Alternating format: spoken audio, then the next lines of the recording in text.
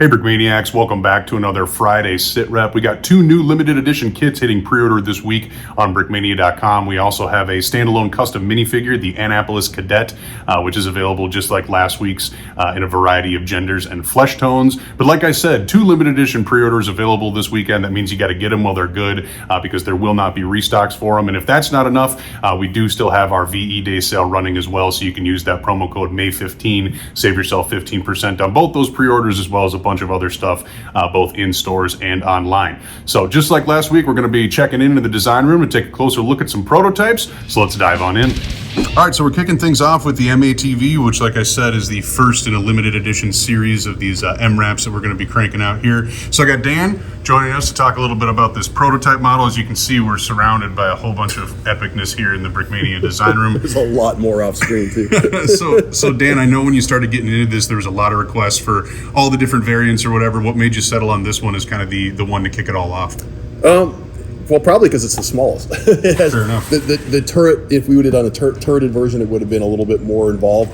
And of course, you're going to want a guy sitting on that turret. So I was like, no, let's keep it simple. Just make the vehicle. Just make the redid the Crows. So it's a brand new take on the Crows. Okay.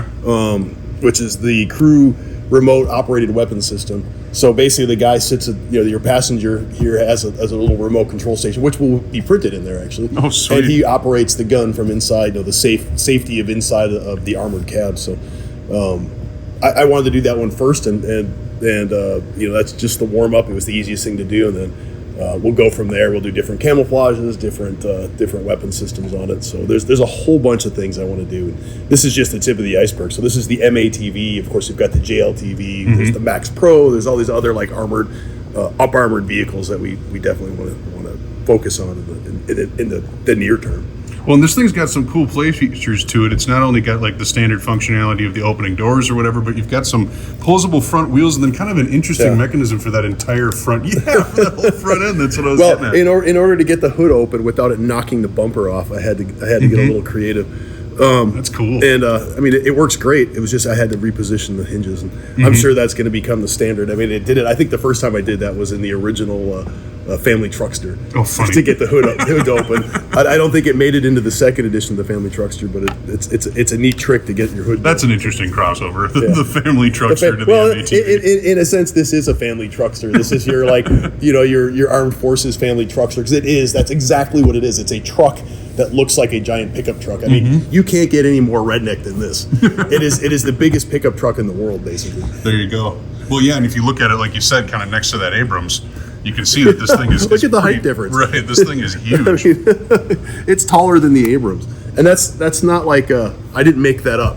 that's real. So, that is the scale. Went out and actually got myself a scale model of this particular model, actually, this particular vehicle, this particular edition. So everything on it pretty much checks out with the scale. I mean, of course it's a toy, so like the minifig compatible stuff is just a little bit exaggerated anyway. So. Got to make room for that crew, which by the way you can add up to 4 of them. Right. So let me see if I get the roof off this thing without tearing it apart.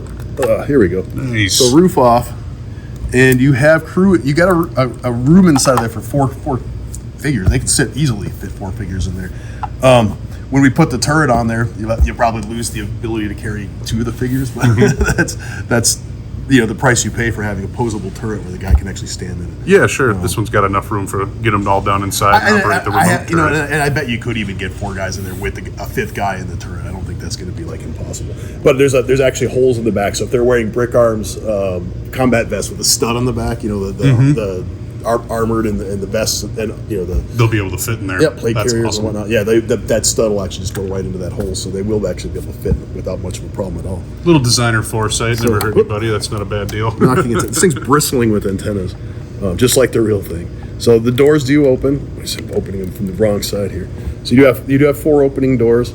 Of course, you've got the spare tire, so I'm telling you the features. And this is an M1024A1, and the A1 has the armored kit on the bottom. Yeah, so sure. It's an extra armored kit for running over mines and stuff. So the idea of this whole vehicle is that you have this armored capsule where the crew sits inside of, and the rest of the vehicle is more or less expendable.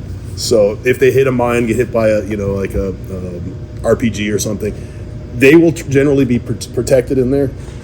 I think the RPG is probably going to defeat the armor on the outside of the vehicle. At this, That's the intent, though, is to keep the crew safe and kind of let so the rest go. most things, mostly for mines and improvised weapons, like artillery shells and whatnot that are buried out in the open. So this will protect the crew. You'll lose a wheel, you lose the engine compartment, you lose whatever's in the back, but the guys inside will generally be protected. And part of that is that sort of V-shaped hull at the bottom. Is an armored hull that intended to direct the blast away from the crew.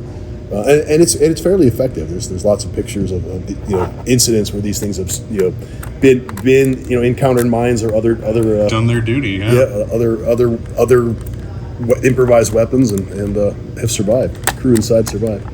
We gotta get that on there. So there you have it. The MATV, the first got in two the series. sides. Yep, there you go. Flip it around, see it again with the doors closed. Yeah. Like Dan said, plenty of antennas. This thing can talk to everybody. Lots of printing too, which is awesome. We saw Well, I that think in I some of counted the preview renders. 23 printed pieces total. Sweet.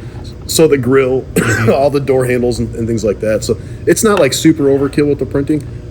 We could have gotten even more intensive with it, the wheel hubs and everything like that. I just said, come on, let's keep it a relatively lower price. Find the stuff that's noticeable so that it really pops, and then the rest just can kind of be left to the imagination, so to speak. See, they'll show you that steering. So you do get there's no way for me to like add something to control this. It's just not enough room in there. But you can pose it, the steering. So. Which makes it fun to zoom around, right? Exactly. Yeah. It'll make turns and stuff like that. Nothing wrong with that. Turns, yeah. Cool. Well, there you have it. Like we said, first in the series. Go ahead and pick it up this weekend while supplies last. And Dan, as always, thanks for checking in. Okay, moving on. We've got a highly anticipated return, so to speak. The BF-109, maybe not in the form that some people expected. This is a trop, but definitely a cool addition and some serious upgrades compared to the last time we had a BF-109 in the Brickmania arsenal. So we got Andrea joining us to talk a little bit about this prototype build, which definitely isn't looking like a prototype build, given that it's got all these markings on it. But you were saying this is still different from what the actual one's going to be. Yes, these are actually just placeholder stickers that we use to find the correct gradient for the greens. Very cool. And right placement of the spots. But yeah, you said this is a tropical version of the E series of planes. Highly anticipated return of the BF-109 series, and this will be the first of many, hopefully. And so the base model here is the old Brickmania BF-109, but it received a complete overhaul. New structure, new shapes, brand new nose. And speaking of nose, these super fine details courtesy of our camera guy that printed us the nose cone for the BF-109 E series. For those of you that are trepidant about 3D printing accessories, there's plenty of designs you can take inspiration from, Brickmania instruction books and what else this is pretty similar. build your own full Lego nose cone. But this is great. It completes the profile. It's kind of like a muzzle brake. Yeah, exactly. Yeah, so it completes the profile perfectly, and it's a fine addition to the Brickmania arsenal of 3D printed parts. It will come with one brand new German pilot custom figure courtesy of our Amanda, and it's an amazing fig with tropical uniform, and you are probably seeing right now a rendering of the fig.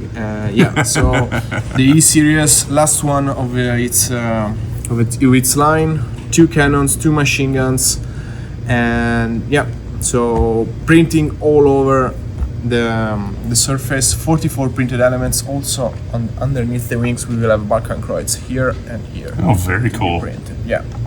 So first one of many BF-109s coming back to Brickmania in the following months. There you have it, a pretty epic update here. Definitely a cool direction to go for the initial relaunch of the BF-109. Also a limited edition model, so if you like what you're seeing right here in the prototype form, make sure you head on over there and pick it up. Andrea, as always, thanks for checking in.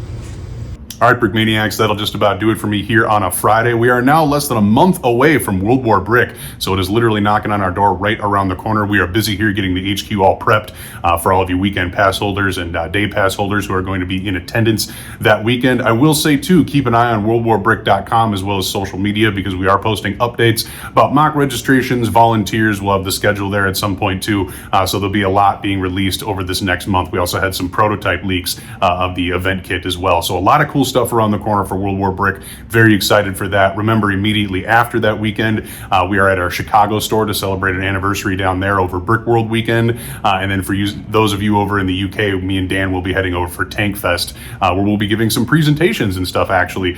So if you want to hear a little bit more about Brickmania in one of the cooler settings that I can even think of imaginable, join us for Tank Fest at the Bovington Tank Museum, because we're very excited to be there for that as well. And then we got Brick Fair Virginia also around the corner in August. So we get a little break in July, but other than that, it's going to be a busy summer. So very much so looking forward to seeing all of you out on the road whenever possible. Otherwise, that will do it for me here on a Friday. As always, thank you very much for watching.